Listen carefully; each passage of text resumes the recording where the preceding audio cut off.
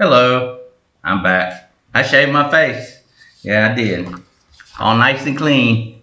But anyway, I'm here to talk about a book that I've been reading. It's called White Fragility by Robin DiAngelo. See? And it's probably backwards for the camera. But the first line says, white people in North America live a social environment that protects and insulates them from race-based stress. Well, that's a lie. The first line in the whole book is a bold-faced lie. Now, you know they have been race-baiting white people for a long time. And, you know, it happens back and forth. White people do it to black people, and black people do it to Mexicans, and Mexicans do it to Asians, and so on and so forth. Anyhow, genocide is happening in America.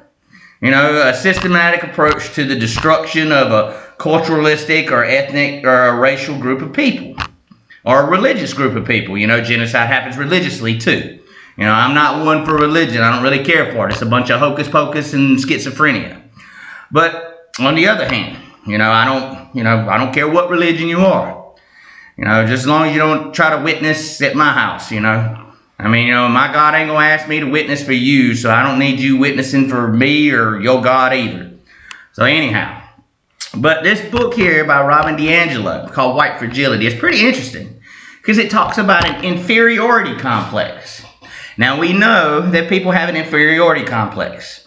It's the people that go around talking behind your back, talking bad about you, conspiring against you, because what they're doing is trying to make up for it with a superiority complex. See, when somebody feels inferior to you, what they want to do is run around behind your back. They want to talk bad about you. They want to, I guess you'd say, dish you or cast shade at you, speaking slang terminology. But it's become a real issue here in America. Because what happens is they get a little group of people together and they run around conspiring behind your back and throwing hate at you, behind your back. But eventually those words get around to a bigger group of people, and then everybody starts focusing their attention on you. Now, as of me, I did nothing to single myself out, because that's what people do. They will want to single you out, proxy attention seeking. What they do is they try to use you to get attention for themselves. And it also happens in the hospital, Munchausen syndrome. What it is they try to use a patient's illness and all to get attention for themselves, like some kind of hero doctor, You got to watch out for those too, because even I guess you'd say a hero complex happens that way. See, a hero complex is where they cause a lot of chaos and problems and strife in your life, and then they step in the last minute to look like the hero. That's a big problem at the hospital systems in America. Because what they will do is, like, if you like DoorDash or eating at restaurants, they'll use a biochemical weapon on you to cause you strife and heartache and maybe even up sending you to the emergency room. But yet they're going to be the hero. They're going to pull you out the fire. They're going to pull you out the trouble, and they're going to look like the hero of the day. But that's another issue we have going on from the hospital system. Now I've noticed that EMS is prowling the streets at night. Now, there's no reason for EMS just to be out riding around in the middle of the night, down through the hood, and through the ghettos, and the middle villages, and the suburbs in their ambulances. There's no reason just to be riding around, wasting gas. They have EMS stations in different locations in the town. And what they're doing is prowling. Is what it is like a predator out hunting for prey at night. See, at middle of the night is when you see these rogue EMS vehicles riding around through the hoods and the ghettos and things like that. And they're not going to a call. They're not responding to an emergency. They're just riding around looking for maybe a pedestrian walking to work in the middle of the night, because people work third shift and second shift, or maybe they're just looking for somebody that's walking to the store, or trying to say, or make up an excuse to find a pedestrian walking in the middle of the night. Like, it's not suspicious. People work third shift, people work second shift. Sometimes, I want a late night snack. Well, I'll just walk to the store, because there's a lot of people out here that are being hated on by the Department of Motor Vehicles as well. Because you got to think, if the Department of Motor Vehicles brings up religion, then you got a problem. You don't have to have a religion or change a religion in order to get a driver's license or pay taxes on a vehicle at the municipal building to get a tag at the DMV. So obviously there's a lot of hate crimes going on in America.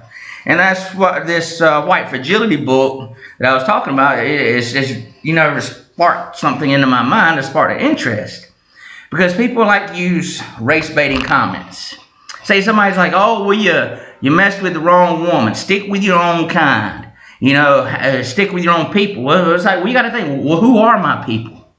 I have a culturalistic group of people. My people come from hunter-gatherers. My people believe in marriage licenses, and ordained weddings, and you have to validate that with a marriage license, and it has to be notarized at the municipal building. So what are you talking about? Stick with your own kind. If I was looking for my kind of people, I'd be just SOL, because it's very difficult for me to find a group of people that have the same kind of ethics that I do. I don't lie to people. I believe in just being straight honest, I don't have much of a filter. I can be kind of, I guess you'd say, I don't want to say intense or harsh, but maybe blunt, I sound rude sometimes. I'm not dumb, I might have one of those dumb faces or something, I don't know. But, I don't understand what it is about me that sets people off. There could be a bunch of doppelgangers out there, a bunch of lookalikes. I have people out there that look like me. But, yes, I do have a neck, But people don't understand that the race baiting's got to quit. They want to try to use racism as their excuse. Does racism own your bedroom? Does racism own your bedroom? You got to think about that, If a woman uses racism as an excuse to permanently cripple her husband for the rest of his life, then racism owns your bedroom and it owns your holy place. The bed is a holy place, That's where consummation of a marriage happens. Wedding, after a wedding, your honeymoon, consummation of the marriage happens in the bedroom. You can't let racism own your bedroom. God don't care what skin color you are, as long as you're, ordained wedding, and taking your wedding vows and going through holy matrimony, and you got a marriage license before you did that. Because no preacher in the United States of America is allowed to ordain a wedding without you having a marriage license first. We know marriage license costs $45 at the municipal building here in my hometown of Greenwood, South Carolina, 29646. Now if you're between the age of 16 and 18, it's going to cost you an additional $90 because you got to have your parents' signature on your marriage license. That's another thing right there. 18-year-old legal age of consent without parents. Now if you're between the ages of 16 and 18, you got to have your parents sign on your marriage license, and that's where, I guess you say, child emancipation laws come in as well. Because if you're between the ages of 16 and 18 and y'all get married and your parents sign off on that, just went through child emancipation laws. That means y'all are responsible for yourselves as adults. There's other states that have child emancipation laws too that works differently. Because, in some states, like, say, for Florida, for instance, once you reach a certain age, you can be emancipated from your parents. I think it's 17 years old, you can go through child emancipation laws. You got to have a full-time, you got to have a job, you got to have a place to live, you got to have a mode of transportation because you got to get to your job. You got to be able to be self-sufficient, and then your parents can sign a certificate, that says you've been emancipated. And that's how the child emancipation laws work. But back to this Robin DiAngelo book, which is, I found it very aggressively written, because what they don't understand is race baiting happens and it forces people to defend themselves from certain groups of people. You got to think about race baiting when it comes to LBGTQ. Yeah, I don't care for that. That's a bunch of degenerates as far as I'm concerned. But, queers, lesbians, homosexuals, all that stuff, transgenders, they are just, I feel so bad for those people because they don't understand what degeneracy means, but they are race baiting in that community as well. And it's just trickling out into society like a plague, and what they're doing is they got those types of people that work in the hospital. And that's where hospital rape comes in. When you're sedated, you are physically helpless. You are mentally incapacitated. And that's two of the sections of the South Carolina Code of Laws that states that you would be a victim of rape if they took sexual advantage of you. And that's a big deal too, because if they get your sperm, then that means they can frame you for a pregnancy, or they can plant that sperm at a crime scene, and that's considered hospital rape. You can't just volunteer your sperm for somebody else. I mean, artificial insemination does not validate holy matrimony. It is not holy. Nothing artificial is holy. So therefore, you can't say that, oh, we're married, but our children are born through artificial insemination when they're not holy children. They're bastards. It's illegitimacy. So illegitimate means basically illegal. So you got to think about that. It's become a big deal, and that's why they're race baiting. They're race baiting for the syringe, because the syringe is how it happens: in vivo, in vitro, and in situ. That's how it is done. And in situ is basically surrogacy. It's a surrogate mother, and that's slavery as well. In situ is surrogacy, and that's slavery.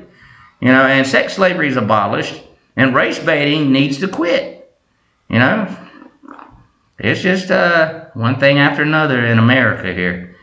So be careful if you want to come to America. Don't let people race bait you. And keep your distance from the police. I mean, they're very edgy and skittish with what's going on in America. I mean, the ICE agents and the police officers, they're all under attack. There's these groups of people rising up, doing their thing and causing problems and riots, and all the cops are like on edge. I mean, those guys need like Quaaludes just to do their jobs. That's how bad it's gotten in this country. But, I can't write prescriptions for these dudes, and Quaaludes have been illegal anyway for a long time. They used to give them to housewives, lonely housewives, the soldiers would go off to war and the woman would be left at home, and they give the Quaaludes to the housewives, to help calm their nerves, amongst other things that they did with them. Jody. But, we gotta knuckle down in America, y'all. It's getting real bad. And it's not much I can do for the country. I'm retired. I sit around the house and I do my studies. I study lots of different things. But it's come to a point in this country where people need to use their voice. They need to use their freedom of speech. And if they're trying to silence you, you have to speak up one way or another. But causing a riot is not a way to speak up.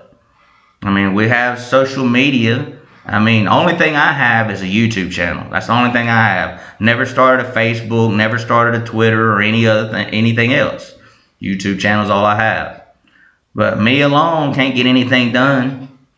But I want to sit there and try to say some supreme being or higher power or invisible creature is going to come and help me, because then you sound like a real weirdo. It's like the invisible man just did it again. He helped us out. That's schizophrenia, y'all. That's what the religious groups are doing. Say praise, the invisible man. That's what they're all about. So y'all got to be careful with those people. They're real tricky. They even work in the hospital. They do. Those schizos, they work at the hospital. They be taking that, what is that, booty juice stuff, that Thorazine? That stuff was banned down in Texas. They were using Thorazine down in Texas and kidnapping teenagers. That stuff's called booty juice. And that's what the holy rollers are doing. Praise the invisible man. Take some booty juice. That's what they're doing, y'all. And it's getting crazy out there. I keep my distance from churches and policemen, and I keep my distance from the hospital too if I was y'all. I mean, they use syringes and hypnosis is called assault or sexual assault in some cases. So y'all got to watch out for that as well. And it starts with the race baiting. They get you that way. Oh, they just want to start some kind of racial argument, and then next thing you know, it goes to religion and a segregated heaven is where everybody thinks they're going to go. They want to say, stick with your own kind. We going to segregated heaven. I don't believe in that, y'all. I really don't. So be careful. That's the way it's getting in this country. Yeah, if y'all come to America, I can't say I pray for you. I don't pray. I don't pray to no invisible man. I don't pray to the camera. I don't pray to the TV. I don't pray to anything. I don't worship anything like God. I don't do that. But I just give y'all fair warning. If you come to America, be careful. Bring your bodyguards. Bring whatever you got to bring to America. But I'm not against people coming to America at all. just as long as it's done through the right channels. Well, y'all have a good day or a good night, whatever it is on your side of the earth.